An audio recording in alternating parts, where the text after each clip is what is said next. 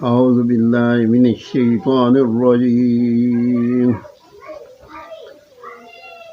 بسم اللہ الرحمن الرحیم۔ پانچواں پارہ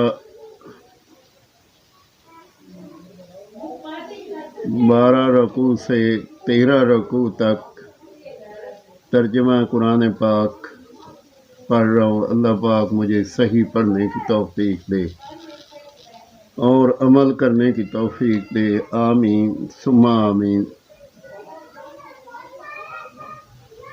اِنَّا أَنزَلْنَا إِلَيْكَ الْكِتَابَ بِالْحَقِّ، اے محبوب بے شک ہم نے تمہاری طرف سچی کتاب اتاری کہ تم لوگوں میں فیصلہ کرو جس طرح تمہیں اللہ دکھائے، اور دغا والوں کی طرف سے نہ جھگڑو اور اللہ سے معافی چاہو، بے شک اللہ بخشنے والا مہربان ہے۔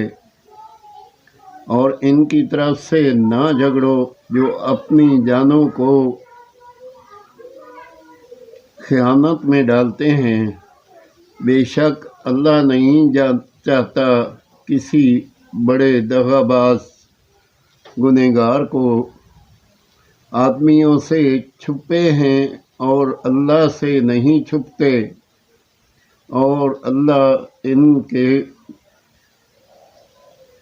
پاس ہے جب دل میں وہ بات تجویز کرتے ہیں جو اللہ کو ناپسند ہے، اور اللہ ان کے کاموں کو گھیرے ہوئے ہے۔ سنتے ہو یہ جو تم ہو دنیا کی زندگی میں، تو ان کی طرف سے جھگڑے تو ان کی طرف سے کون جھگڑے گا اللہ سے قیامت کے دن، یا کون ان کا وکیل ہوگا؟ اور جو کوئی برائی یا اپنی جان پر ظلم کرے پھر اللہ سے بخشش چاہے تو اللہ کو بخشنے والا مہربان پائے گا، اور جو گناہ کمائے تو اس کی کمائی اسی کی جان پر پڑے، اور اللہ علم و حکمت والا ہے۔ اور جو کوئی خطا یا گناہ کمائے پھر اسے کسی بے گناہ پر تھوپ دے، اس نے ضرور بہتان اور کھلا گناہ اٹھایا۔ آمین ثم آمین۔